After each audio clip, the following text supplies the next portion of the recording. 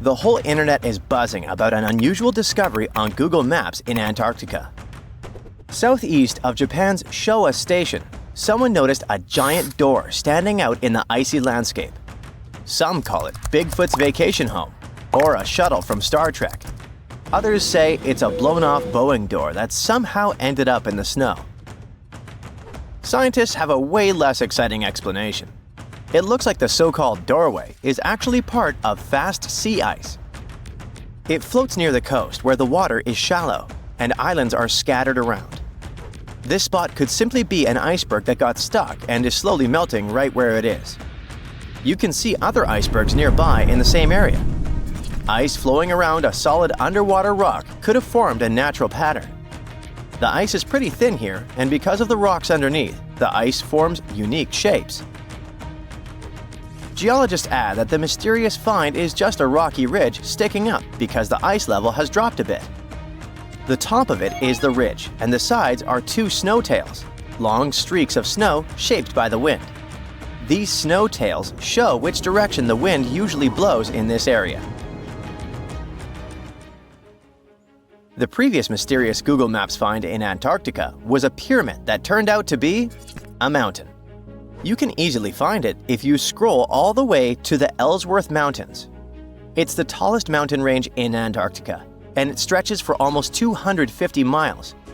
It's not the first pyramid on this continent, as explorers from the British Antarctic Expedition found another unusually shaped mountain and nicknamed it the Pyramid. But this one didn't have a pyramid shape after all, so nope, there are no pyramids in Antarctica. Sorry to ruin it for you. In 2011, scientists from Chile found a strange fossil in Antarctica that looked like a squashed football. It received the nickname The Thing because it looked like something from a science fiction movie. It turned out it was a giant soft-shell egg from around 66 million years ago. It was more than 11 inches long and 7 inches wide. The only bigger egg ever found was of the extinct Madagascan elephant bird, which was 1.5 times as tall as Michael Jordan. The Antarctic egg is also special because it's the first fossil egg ever found in this part of the world. So, whoever left it there must have been huge, probably a giant sea reptile that lived long ago, like a mosasaur. This is surprising because most scientists thought these creatures didn't even lay eggs. The egg is also unique because it has a thin eggshell and no pores, which is totally different from most dinosaur eggs. Scientists did a lot of work and studied 259 types of living reptiles, like lizards and snakes, and their eggs. From this, they figured out that the creature who laid the egg was probably at least 23 feet long, not counting her tail. During the late Cretaceous period, this part of Antarctica must have served as their nursery. Paleontologists have found bones of tiny mosasaurs and plesiosaurs in the same area, as well as bones from the grown-up ones. If you've ever lost your ID and still can't find it, try looking under the Antarctic ice. Well, at least it worked for a man who was reunited with his security access card after 21 years. Rod Budd, a technician studying sea life on the Antarctic seafloor, spotted the card while he was diving at a place called Cape Evans. Rod thought it might be a credit card, so he put it in his pocket and kept working. When he took a closer look, he realized it actually belonged to someone named David McCaw. The card stayed with the Research Institute where Rod worked for 8 more years, until they finally managed to find David. It turned out that he had never been to Antarctica. In 2003, someone broke into his car in Wellington, New Zealand, and they tossed the contents of his briefcase into the harbor. So, the card traveled over 2,400 miles in 13 years. There aren't even ocean currents that move directly from Wellington to Cape Evans. If the card went through different ocean currents, the journey would take around 1,000 years. So maybe it got attached to something else that could float more easily, like a piece of debris or a plant that can grow on objects and make them buoyant. Or maybe the person who took David's briefcase was on a ship that went to Antarctica. Or the card somehow stuck to the bottom of a research boat that ended up there. In case you want to see probably the coolest find from Antarctica, you gotta head to the 2025 World Expo in Osaka, Japan. They'll display a meteorite the size of a rugby ball that came all the way from Mars. A Japanese research team found it in Antarctica in the year 2000. They believe a massive asteroid impact blasted the meteorite off its home planet before it traveled through space and landed on Earth. It's one of the largest Mars meteorites ever found, weighing 28 pounds. Scientists studied the gas inside the rock to confirm it's from Mars, and they also found special minerals inside that form when water is present. This means Mars likely had water a long time ago. So, studying the rock may help us learn more about whether life could have existed on a red planet. A team of sound experts found a huge underwater canyon in Antarctica, thanks to bad weather. They had to pause their work at the Casey Research Station. Instead of waiting around, they decided to use the unexpected free time to map the seafloor near Adams Glacier.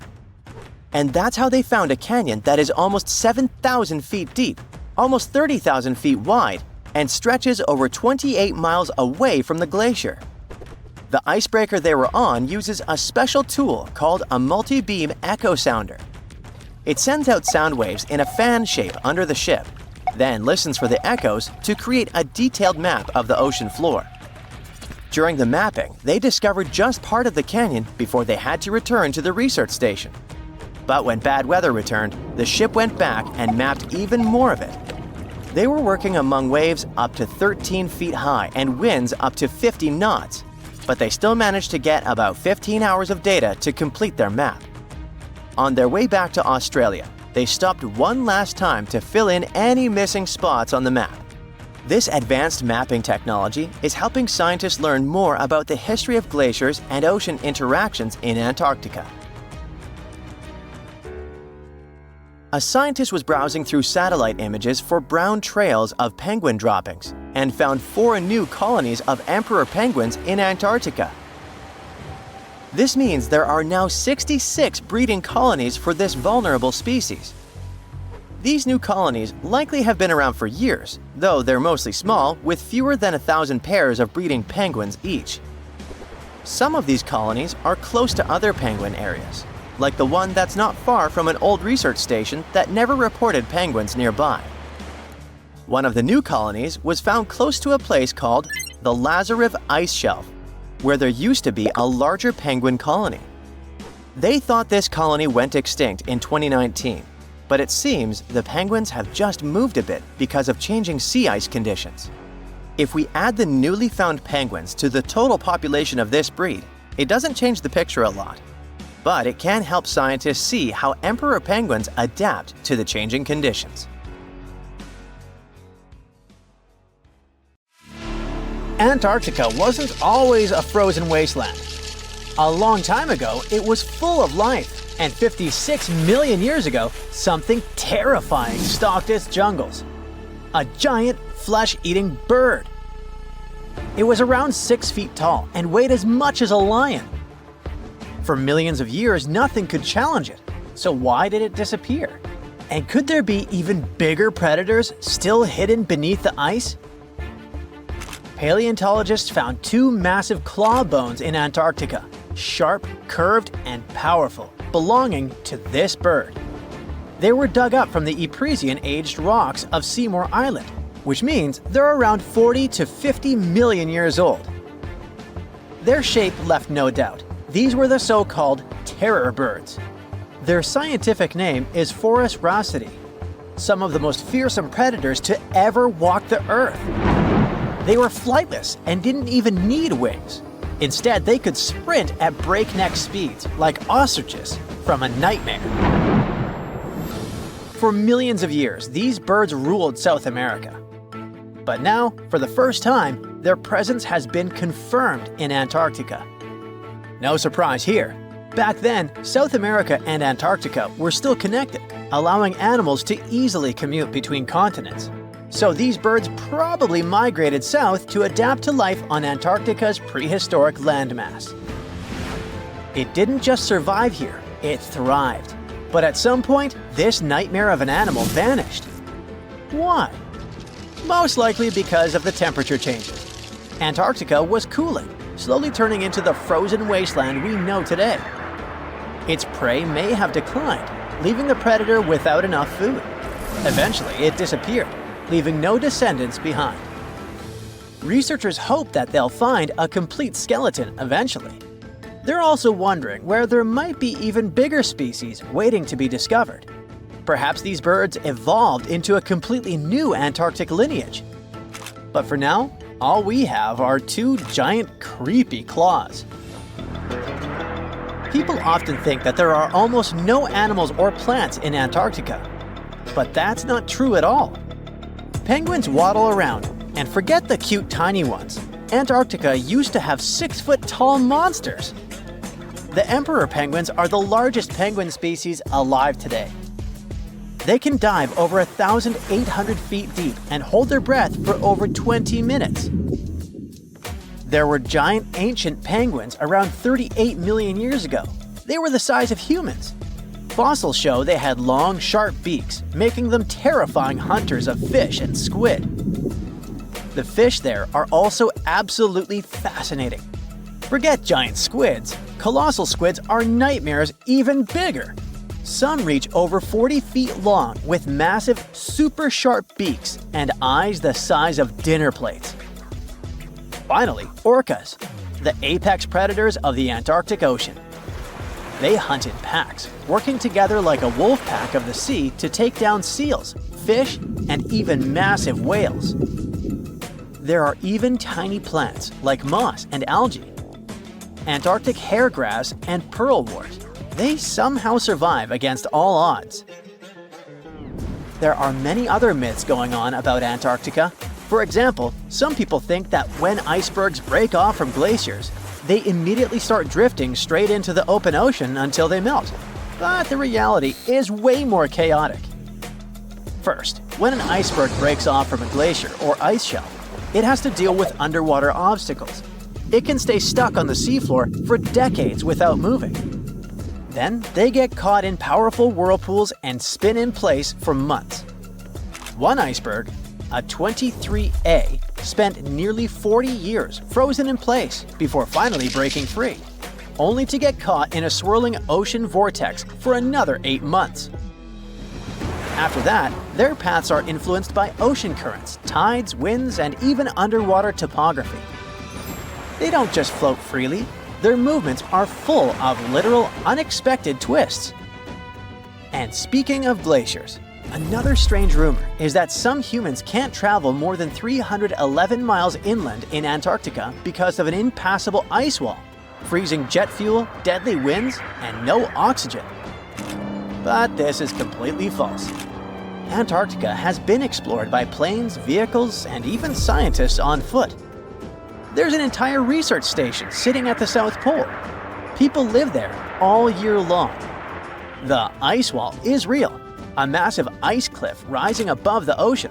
But that isn't some secret barrier, it's an ice shelf. These are thick slabs of ice that form when glaciers slowly flow off the land and spread over the ocean. Almost 3/4 of Antarctica's coastline is made up of them, but they don't form some giant ring around the world. Antarctica is one of the most extreme places on Earth, but we've conquered its challenges, and we keep learning more about it every year. That's why every year, millions of dollars are poured into keeping research stations running, protecting wildlife, and making sure the people who live there have everything they need. But where does all this money go? Well, Antarctica stations are basically small cities. There's electricity, heating, water purification, food storage, and medical facilities. The biggest station, McMurdo, is basically a town with over 1,000 people in summer. It has everything from a fire station to a gym. The South Pole Station is super deep inland, so it's one of the hardest places to supply. Getting food and fuel there requires airplanes flying thousands of miles in extreme cold. But the internet loves a good mystery. When Google Maps revealed what looked like a massive doorway in Antarctica, conspiracy theorists went wild. People joked about everything from Bigfoot's vacation home to a secret base, or even a Star Trek spaceship hangar hidden in the ice. But there's a way simpler and less exciting explanation. It's actually a grounded iceberg, a chunk of ice that got stuck in shallow water and is now slowly melting.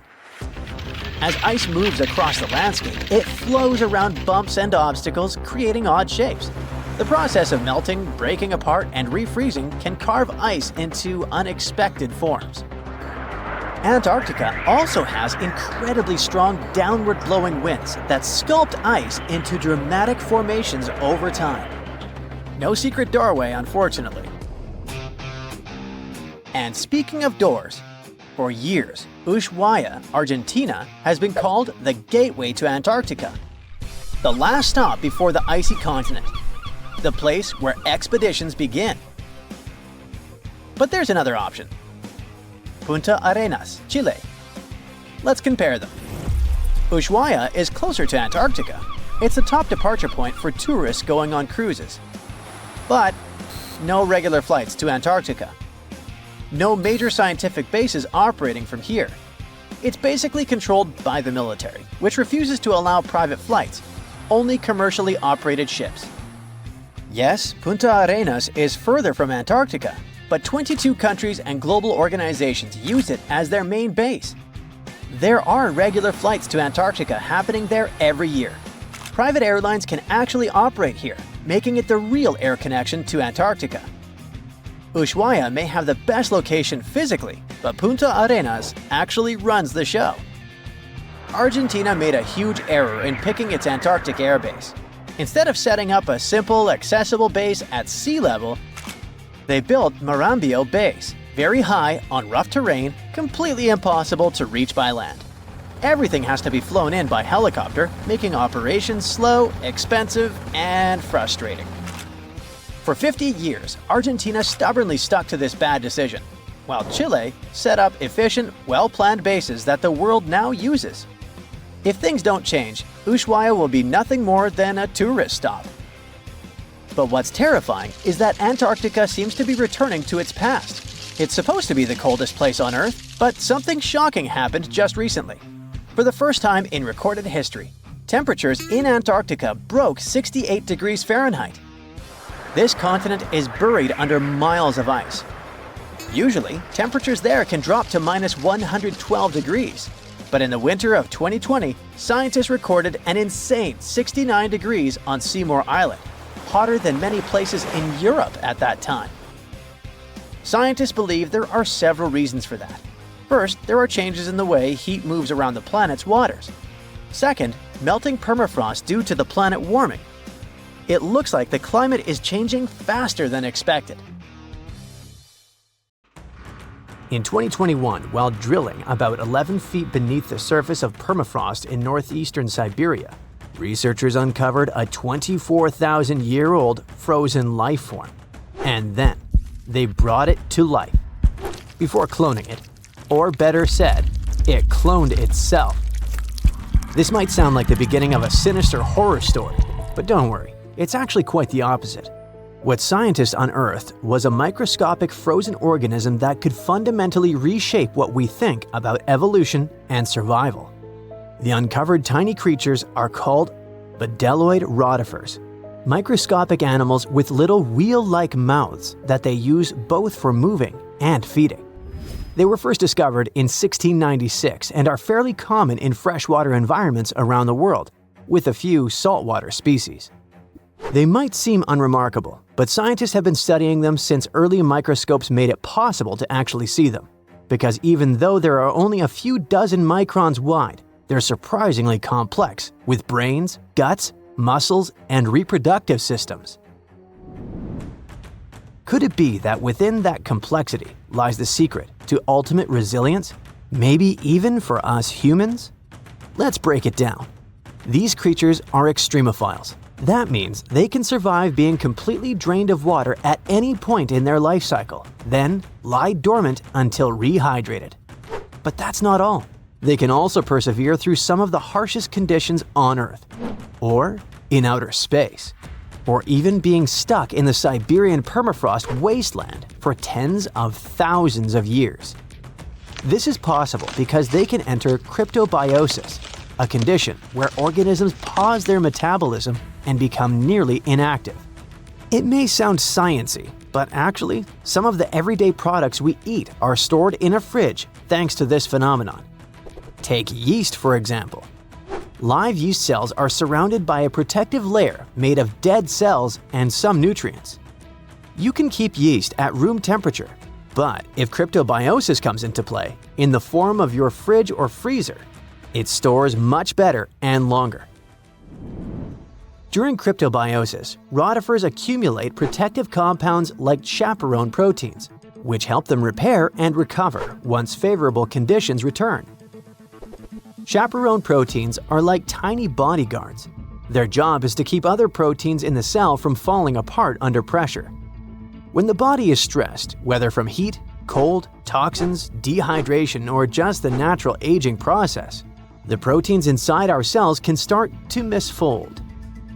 Proteins need to be folded into very specific shapes to function properly, and when that structure breaks down, they become useless, or worse, harmful.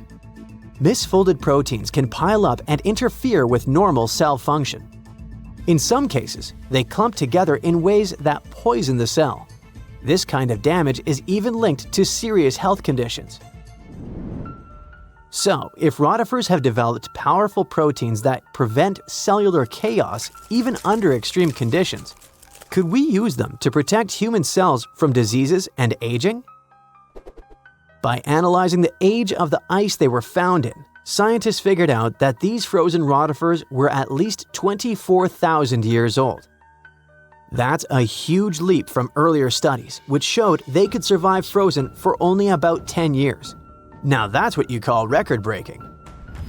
This period of Earth's history is known as the Late Pleistocene epoch, a time dominated by the Ice Age, which means these invertebrates were lying dormant when Manny and Sid were having their adventure while roaming the icy landscapes, along with saber-toothed cats and giant ground sloths. Fun fact: although animated movies like Ice Age show woolly mammoths as huge, towering giants, they were actually about the same size and weight as today's average African elephant. Nature and evolution can be so cruel, yet fascinatingly unpredictable. Massive, menacing beasts that came from the Ice Age couldn't survive it, yet something tiny and weird, like a bedeloid, could. But regarding our unfrozen creature, after the soil thawed, the organism didn't just begin moving again, it also started reproducing. This is thanks to an ability called parthenogenesis, a specific form of reproduction in which embryos develop from unfertilized eggs, allowing them to reproduce independently. It really is like cloning, but it happens naturally. Many organisms, such as certain insects, reptiles, and even some birds, are capable of parthenogenesis, at least under specific conditions. For example, in honeybees, males develop from unfertilized eggs through parthenogenesis, making them genetic copies of their mother. However, parthenogenesis is often seen as an evolutionary disadvantage because it limits genetic diversity, meaning that most species that reproduce this way eventually face extinction. Despite this, bedeloid rotifers have diversified into over 450 distinct species over millions of years, which is extremely rare. Scientists believe their survival comes down to a few evolutionary adaptations.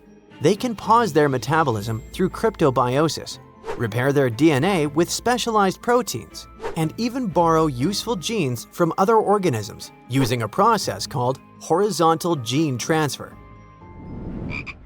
Unlike most animals which rely solely on inherited DNA, these organisms can steal genetic material from bacteria, fungi, and even plants, splicing foreign genes into their genome to gain new survival traits. Some studies have shown that up to 10% of their active genome comes from foreign DNA. This could explain their extraordinary resilience. They borrow genes for stress resistance, toxin breakdown, or radiation repair, essentially patching and upgrading their DNA in real time. It's not like the mind flayer from Stranger Things, where the creature absorbs another organism to improve itself and grow. It's more like a spy stealing a blueprint from a rival lab to learn its secrets. When cells rupture, for example, when bacteria die nearby, bdelloids scoop up loose DNA fragments and integrate them into their own genome. Interestingly, the usual expected lifespan of bdelloid rotifers under normal circumstances is only 2 weeks. The soil sample that contained these rotifers also held nematodes, or roundworms, another group of tiny survivors already known to withstand tens of thousands of years icebound. This isn't just limited to microscopic animals. Researchers have successfully regrown Antarctic moss and entire Campion plants from seeds and samples frozen for hundreds or even thousands of years. In 2016, a team of Japanese scientists brought tardigrades, or simply water bears, back to life after 30 years in cryptobiosis. Tardigrades are even more impressive because they can live in a suspended state for up to 30 years, without food or water, and with temperature swings from deep freeze to 300 degrees Fahrenheit. These guys can also endure crushing deep-sea pressures, vacuum, microgravity, and intense radiation of space. Remember when we said earlier that these species can survive the harshest conditions on Earth and beyond? It wasn't an exaggeration, and now you understand why. And it's exactly why NASA and its partners sent water bears and bdelloid rotifers into orbit. They've even been aboard the ISS, helping scientists understand how these animals handle microgravity, radiation, and stress. Not only that, but in 2007, the European Space Agency launched a bunch of tardigrades into low Earth orbit, completely exposed. No suit, no shield, floating in a vacuum. They were blasted by cosmic radiation, UV light 1,000 times stronger than what hits Earth's surface, and temperatures near absolute zero. And when they came back, most of them woke up and reproduced despite the harsh conditions they were exposed to. This ties into an old theory called panspermia, the idea that life didn't originate on Earth but arrived here, locked in space dust or trapped inside a meteorite. Before, maybe it sounded like a fringe science, but when organisms can brush off cosmic radiation, then it doesn't seem so far-fetched, does it? What about humans? Does this mean we now fully understand the way hibernation works and are close to putting humans in this state? Sorry for spoiling it for you, but it still feels more like science fiction. However, researching rotifers, water bears, and similar organisms can lead to massive breakthroughs in other fields. Their resilience might be a blueprint for medicine, for reshaping what it means to age, maybe even to pause life itself, or extend it. We're talking real, practical innovations, from better preservation of human organs for transplantation to drugs that slow aging at the cellular level. And yes, maybe even cryogenic hibernation, long enough to make interstellar travel possible. In 2011, scientists from Chile found a weird-looking fossil in Antarctica that looked like a squashed football. Almost 10 years later, the rock just sat on a shelf in Chile's National Museum of Natural History with no specific label. It went by The Thing in the museum because it looked like something from a science fiction movie. When the scientists finally got their hands on the strange fossil, it turned out it was actually a giant softshell egg from around 66 million years ago. This one is more than 11 inches long and 7 inches wide. A regular chicken egg is just 2.5 inches long, and an ostrich egg is almost 6 inches long for comparison. So, the Thing won the title of the biggest softshell egg ever found and the second largest egg of any animal we know of. The only bigger egg that was ever found was that of the extinct Madagascan elephant bird, which is also 1.5 times as tall as Michael Jordan. The bird, not the egg. The Antarctic egg is also special because it's the first fossil ever found in this part of the world. So, whoever left it there must have been one big creature, probably a giant sea turtle that lived long ago, like a mousosaur. This is surprising because most scientists thought these creatures didn't even lay eggs, so this discovery could change what we know about them. The egg is also unique because it has a thin eggshell and no pores, which is totally different from most dinosaur eggs.